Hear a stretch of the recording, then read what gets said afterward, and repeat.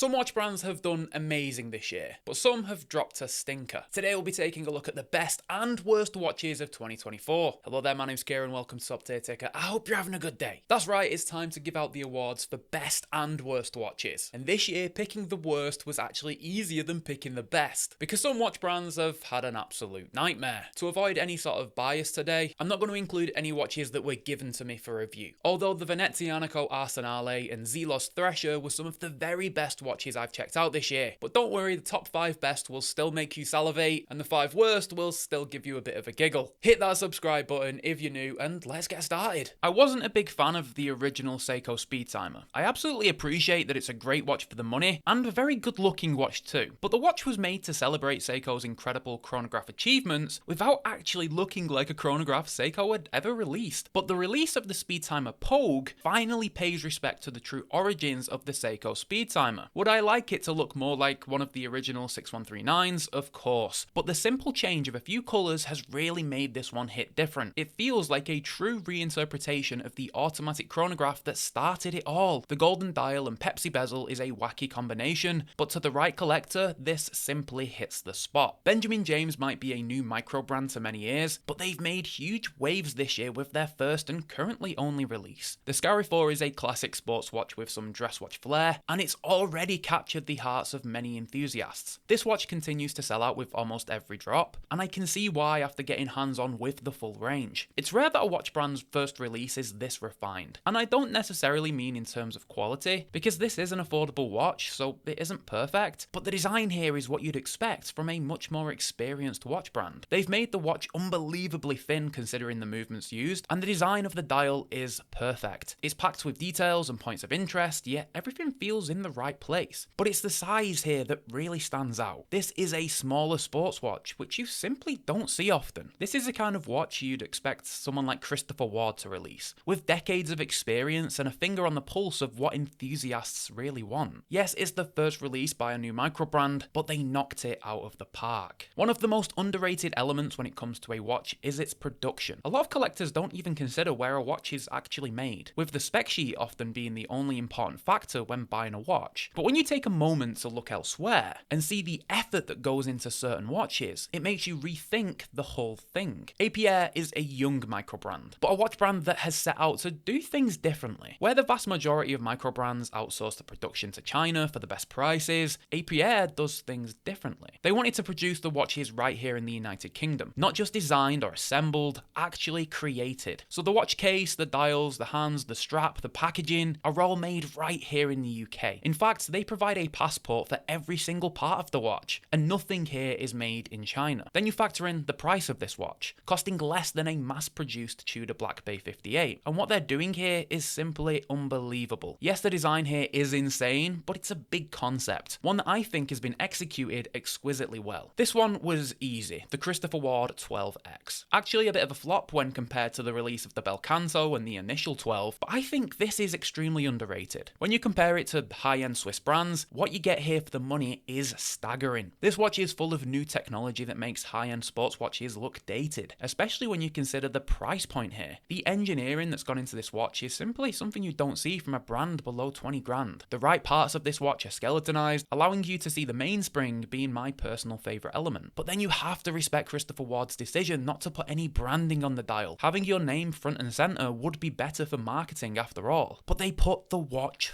first, not wanting to distract away from the beauty of the mechanics. But then you combine that with the delicious silhouette of the 12 case, and it's a serious winner. I'd love to put this next to some of the Swiss super watches to compare the intricate details, because I'd imagine that the comparison here would be a lot closer than any Patek Philippe owner would like them to be. Watch brands simply don't make watches like this anymore. Denison was truly revived in 2024, and their first release back is simply magnificent. This is a name that dates back to 1874. Yes, over 175 years ago. Denison was the name behind the brands. They made cases for Rolex, Omega, Tudor, IWC, Zenith, JLC, and many more. However, just like many other giants of the past, they went under. But in 2024, they were revived. And where a lot of watch brands go safe with their first release, they released a range of classic dress watches with unbelievably good-looking dials. Tiger's Eye, Lapis, Aventurine, take your pick. It would have simply been so much easier to release a diver or sports watch as a way way to announce the brand back on the scene. A tried and tested route that would have undoubtedly been successful for the brand. But Denison opted for the hard path. Yes, these dress watches are way less mass appealing than the aforementioned styles, but that's what you've got to respect here. The Revivers had a vision of what the Denison name means, and they wanted to honour that, because these watches look like they belong in the era where Denison was one of the key players in the watch industry. So going on to the worst, this one is just downright ugly. The release of the Moonswatch sent shockwaves around the industry. The clear success of the collaboration meant every watch brand and their dog wanted in on the action, leading to some of the strangest collaborations you'll ever see. For me, the worst offender comes from Swiss giant Zodiac, who released a collaboration with eBay of all brands. Now, I'm a fan of eBay, but I certainly don't want the awful eBay colours on my watch dial. But then the huge eBay logo on the case back? Yeah, this is a thing of nightmares. Collaborations can be extremely cool, but this one is just awful. Studio Underdog released a watch in collaboration with H. Moser. However, only 100 pieces were made and they cost a staggering $65,000. This would have been so much better if they were priced like a Studio Underdog and actually available to the fans who have made Studio Underdog what they are, not exclusively to the top elite. This just felt like a quick way to drum up some hype without actually delivering anything to the true fans. This release should have been done in the Studio Underdog way, a pre-order window and at a price point in line with what Studio Underdog actually offers. They had a chance to do something special here, but for me, they let the fans down, and that's coming from a fan. Tag Heuer had the chance to really bring people back with the re-release of the F1, but they dropped a bollock. The price of these were ridiculous considering how much you could buy a vintage one for. Yes, it sold out, but do you know anyone who bought one? And now you've got places like Watchfinder trying to sell them for over £2,000. What a shame. The F1 is a watch that holds a special place in so many hearts, and fans were begging for a re-release. But again, they went about things the wrong way in my opinion. I mean, who the hell wants the word Kith on their dial? This iconic watch was done dirty with this release. Now, I'm a big fan of JLC, and I think the Reverso is unbelievably beautiful, but they messed up this year. They didn't release a specific watch that was unbelievably ugly or that had a glaring problem. The issue here is that they increased their prices by an astronomical amount. Obviously, prices should go up every year with inflation, but JLC's prices are rising quicker than almost any other big brand. The Reverso increased in price by almost 40% in the past couple of years. And don't get me wrong, the Reverso is a brilliant watch, one steeped in history and importance, but this price increase is just ridiculous. £8,100 for the standard Reverso is incredibly overpriced in my opinion. At this rate, a Reverso will cost $500,000 by 2030. Of course, luxury watches don't make sense the best of times, and justifying these large amounts is near impossible to a regular person, but to see such large increases at once does make you question exactly what's going on at the top of the market. Are fans of the brand being taken advantage of? Patek got absolutely destroyed by the watch community for the release of the Cubitus. Even though many watch publications were waxing lyrical about it, enthusiasts could see straight through it. Then the Patek owner called everyone a pleb and said they couldn't afford one anyway. You're not wrong, but it doesn't change the fact the watch is boring. To be honest, Patek Philippe is a brand that has never really interested me personally. I'm more of a Lange type of guy, but it must be a huge slap in the face to Patek fans to see this lazy release, then effectively get called a tramp by the brand that you admire to own someday. Yes, this one was a massive flop in my opinion. But if you want to see some great watches from 2024, then go and watch my video where I covered every single watch that I reviewed this year. 70 watches in one video, some great watches and some shitters as well. Go and check it out. I'll see you over there, guys. Bye for now.